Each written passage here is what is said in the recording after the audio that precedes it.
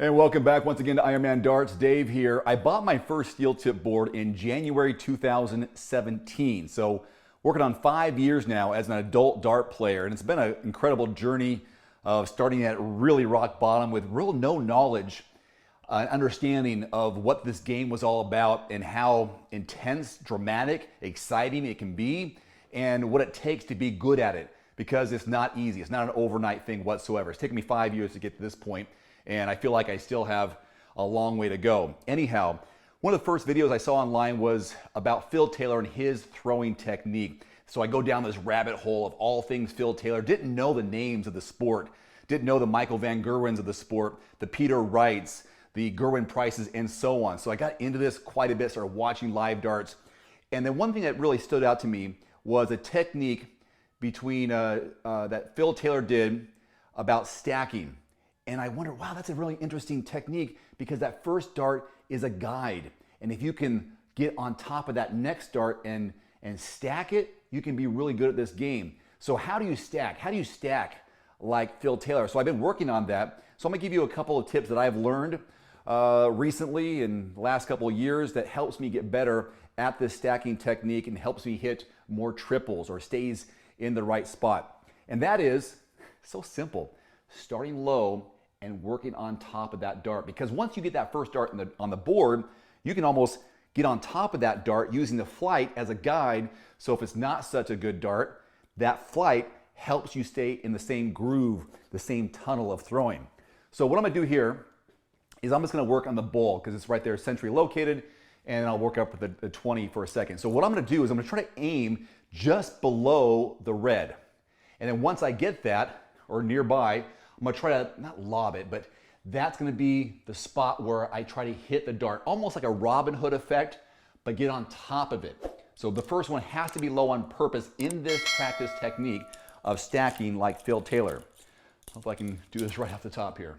So get that first one, now on top. Now on top of that one. Now, what I did there, first one got there, second one was a little bit of an adjustment to the right, a little above, but then that was a great marker for the next one to go on top. Now, what this allows you to do is, what it helps you do is not block your target. That's what I wanted to say. If you go too high to begin with, then that dart's flight, for example, here, has the potential, as your dart comes in, to hit the flight and go off, as opposed to hitting low. Maybe you don't hit the target, but you come in this way.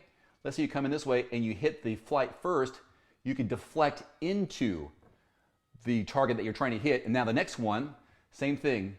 You're aiming for it here or here. You can kind of like glide into it and hit your target. So that's the advantage of going low versus starting high. Which one's the easier one to hit your target?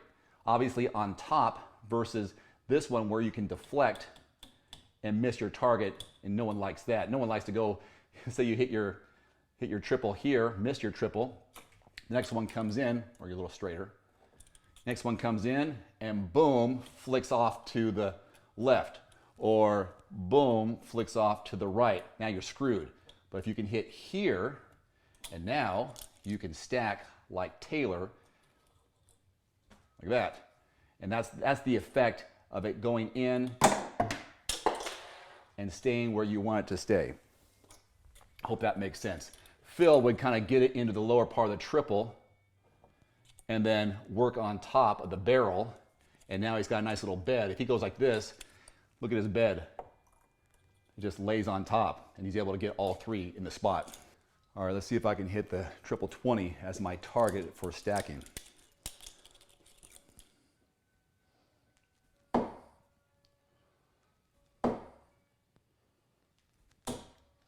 So there's kind of the idea that I was trying to get across, where fortunately that third dart was right on top of the second dart, which was below the triple, but at least I had a guide and I could get a spot where I went over a little bit. So this is what I'd say, try to practice doing. All right, one more time for me, just so I can prove that I can do it for myself.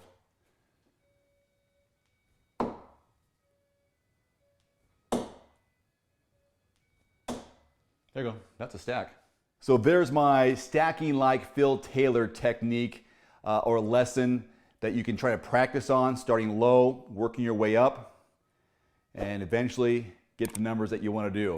Just a technique, but one thing, the biggest takeaway probably is start low, not high. You don't want to block your second and third dart. That's all I got today. Thanks very much for watching. See you next time.